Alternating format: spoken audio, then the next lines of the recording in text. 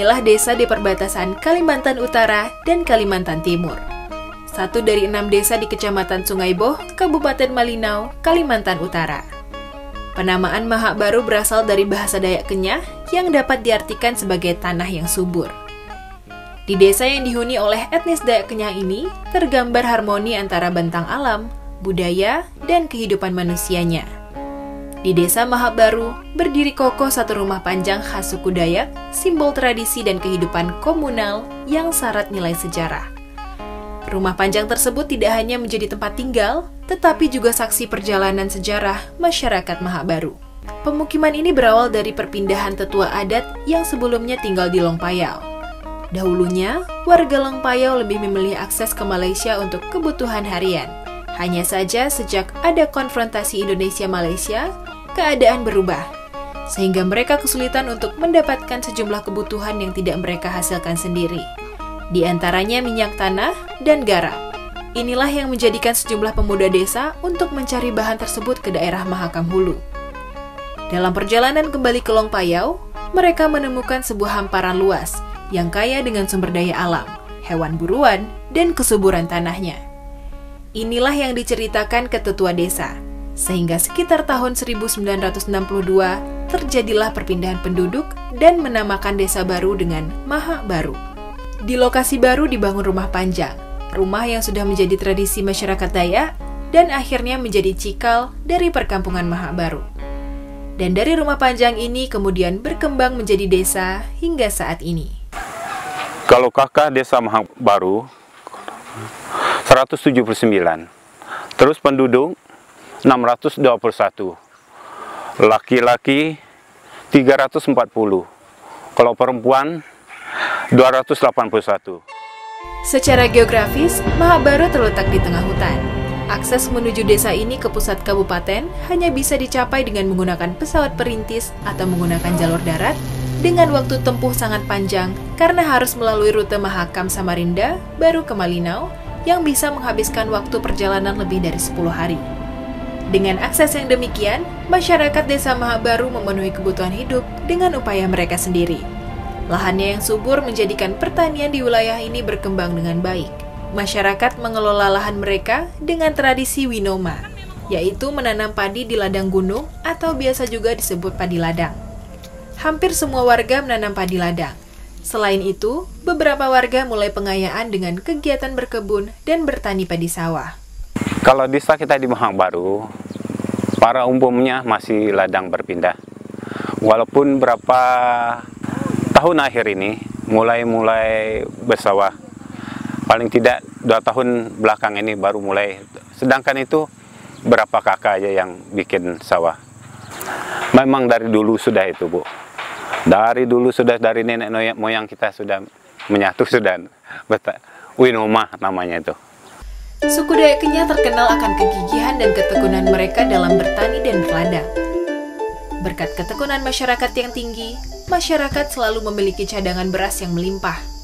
Hasil panen sekali setahun melimpah dan memenuhi lumbung-lumbung tempat penyimpanan padi yang dibangun terpisah dari rumah warga.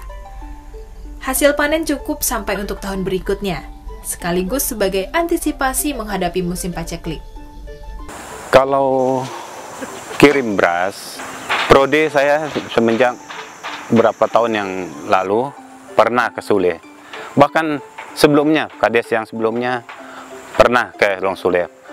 Selama ini yang sering orang bawa ke lokasi ke Tiau atau ke Long Top, itu yang masyarakat umum bisa jual mereka punya. Hasil panen yang melimpah di Mahak Baru menjadi penyelamat bagi desa-desa lain yang mengalami krisis bahan pangan. Pada bulan ke-8 setiap tahunnya, beberapa daerah di Apaukayan mulai menghadapi krisis besar.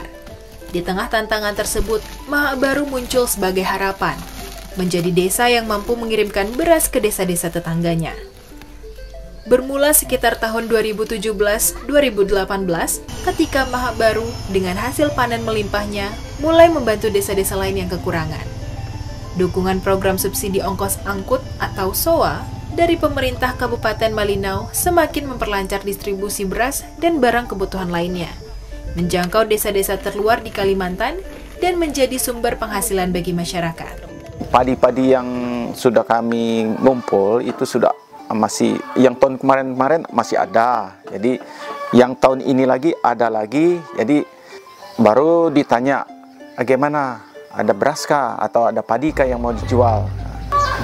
Kalau sekarang sih mahal sudah, sekarang sekitar 28 ke 26 1 kilo kalau di Long Sule. Dalam upaya mewujudkan kedaulatan pangan, beberapa warga Mahak Baru mengembangkan padi sawah.